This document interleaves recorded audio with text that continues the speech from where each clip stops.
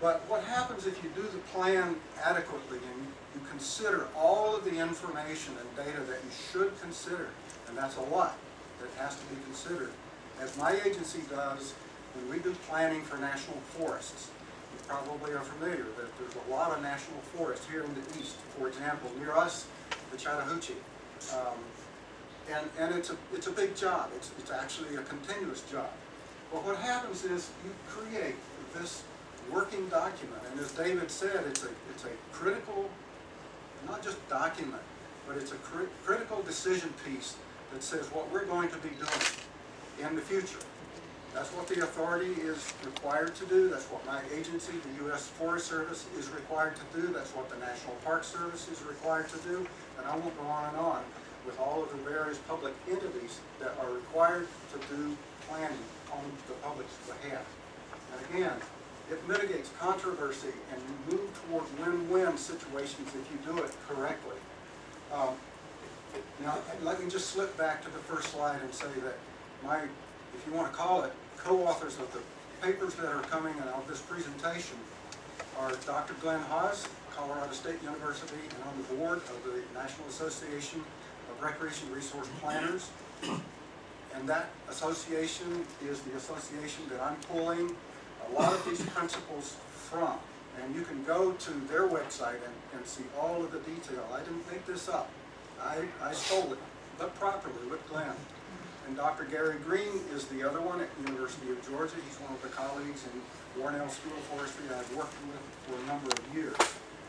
So you saw those four logos there. That's what they represent. So what we're trying to do is to pull the best available information forward to inform the way the master plan for Jekyll Island should be. Just kind of tune in to the highlighted green words there. The words fully engage is critical. It is absolutely critical. Not just have hearings and people can come in and make comments, but fully engage people in that process, informing the process. So what we end up with then is a process that takes account of all of the things that need to be accounted for. The natural, the cultural, the social, and the recreational resources that we're dealing with on a park. One of the things that I'll come back to is fully describe alternatives. You don't pursue just one thing. Well, that's what we want to do, and you do this. How do we get there? Consider the alternatives. What's open here before we decide where we're going? How can we get there in various ways and various objectives? Good planning is comprehensive.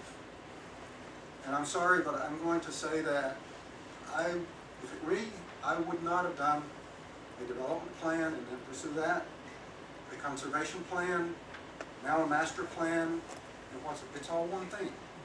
It all has to be done together. So how do these come together? And that's a critical question that we can help look at and make sure that we're doing it as good as we can.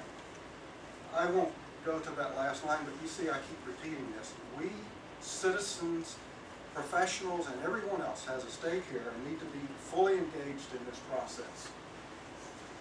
The National Association for Recreation Resource Planners has a whole set of planning principles that are well tested and continues to be tested. And one of the things that I mentioned is that we're doing a set of papers and presentations across the country that are telling folks about these principles. As high as the President's Office of the United States, we've had a hearing there on what these are. And what we want to make sure is everybody looks at all of these pieces and take account of them. For example, it may look like a strange set of words, but recreation justice, that has to do with everyone needs to have access, as Mindy was talking about, to these resources. Not just a few, everyone needs access because it is the public land. And another thing that I want to mention here, I'm looking for that little pointer right there, visitor capacity. Small words, but this is a very big undertaking that has to be done correctly and professionally. We do know how to do that, and it's not an easy process. So I'm just going to say that that's one of the things that we want to ask for is let's do a good job of that. And you can see that there's a whole bunch of things, and this is only some of them. I didn't try to put everything on here on the slides. I knew that would just blow our brains this time of the day. And you can see again, engagement of stakeholders and the public is so, so critical. When I was in Breckenridge, Colorado earlier this year, at that, I really don't like the acronym mark, but at my professional association's annual meeting, I presented a little bit of my critique of the conservation plan. And you can see these are my observations about what that conservation plan, how it was done. I guess one of the problems I have with the conservation plan that I hope will not happen with the master plan is people weren't involved. This was done by committee, and I don't know if any of you were on any of the committee work or whatever, but it was not done in the open, with full engagement of the public. So anyway, this was this is actually one of the slides from that presentation, and then I kind of gave a synopsis of my critique of it. And interestingly enough, currently, let me see if I can use this again, you see AECOM, which is the one, the consulting firm that did the conservation plan. AECOM's, I'm sorry, the president of NARC right now is an AECOM employee, so he and I had some really good discussions about that, and about how we can perhaps move this forward a little bit. I do have the opportunity to come back to, and just so you know, this is my last slide. I know you're happy about that, but this is a partnership here in improving the principles and the methods for planning for public lands. And what I want to encourage you to do, and that's what I'm going to do both professionally, I'm here representing my agency when I'm asked to give presentations or whatever, I do so. And I'll do that wherever, well, if I have funding to get wherever in the country. It's a little tougher now. But the one thing that I do encourage you to do, because this is critical right here, get involved now. Not a year from now, not until they've got a draft now to shape the planning for how that plan is going to be unfolded.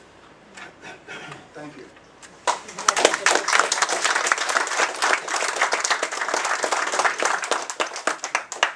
Question about sorry? Yes, since I've lived here for many years, there's been a succession of strategic plans and companies hired to look at strategic plans and money paid to Jekyll and Authority to these entities to do strategic plans. What is a strategic plan involved with a master plan? We've had probably 5 or 6 strategic plans in the last 15 years. Well, you may remember that one of the things that I said, and the principals say, let's don't do things piecemeal. Let's get the whole thing out here, and let's take our time. I had a slide up there that said these things take 2 to 5 years, minimum 2 years. Currently, from January on, I think about 1 year is allocated for doing the plan. Within a comprehensive master plan, there are pieces. Strategies would then be laid out for accomplishing those pieces. So the money that paid for those strategic plans will be incorporated in this master plan? I don't know at this point. I'm not inside, so I can't really tell you, but I understand your point very, very well. I know what you're saying. Thank you. You bet. Well, how long have you guys been around? How long is this on? You don't want to know how long I've been around.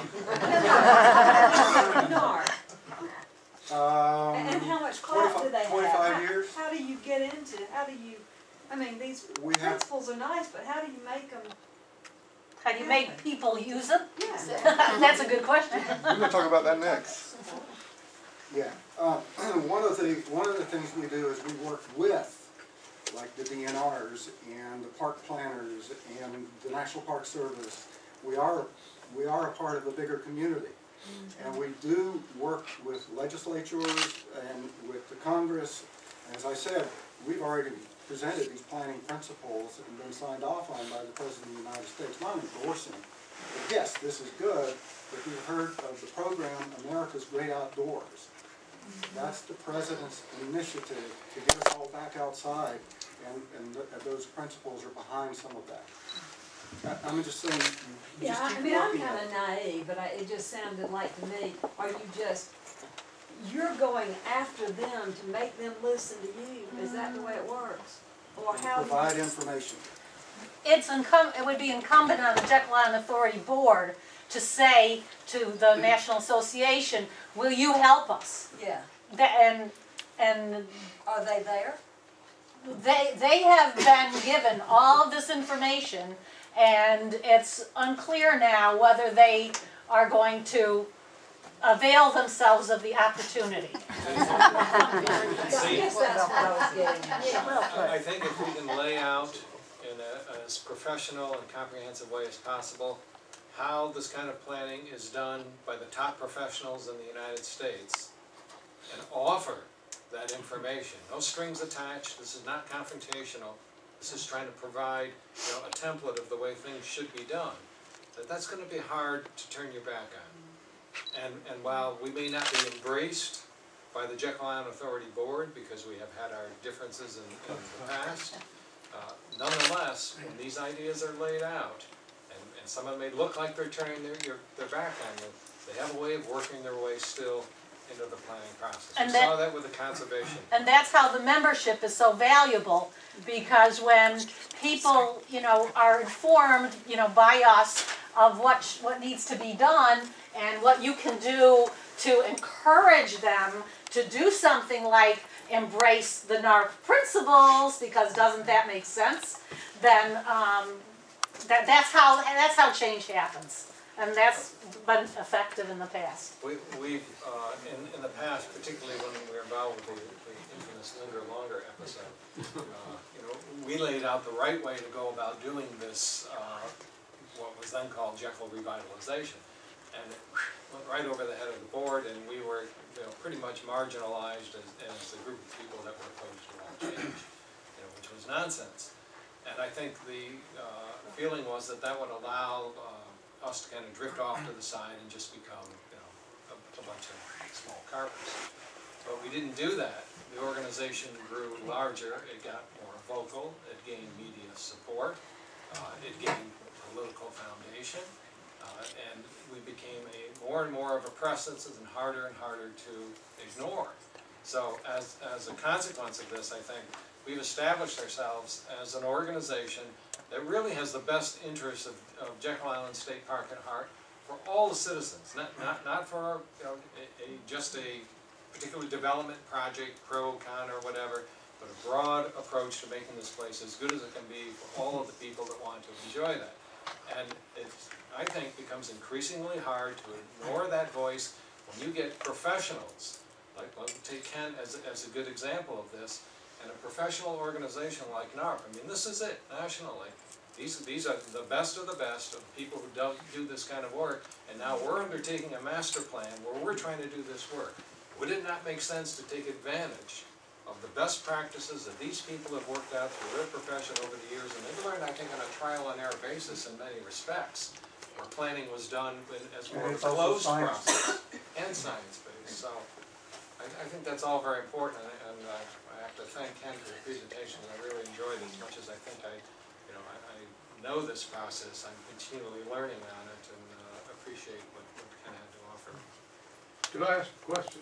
I'd like to take advantage of Ken's expertise. You're asking us to get involved now. I just would like to hear your advice on what the most effective way for us to get involved now. And I know that Dory's already gotten started with trying to do some background with the other conservation groups so that we can build a base to make our involvement, a fuller impact.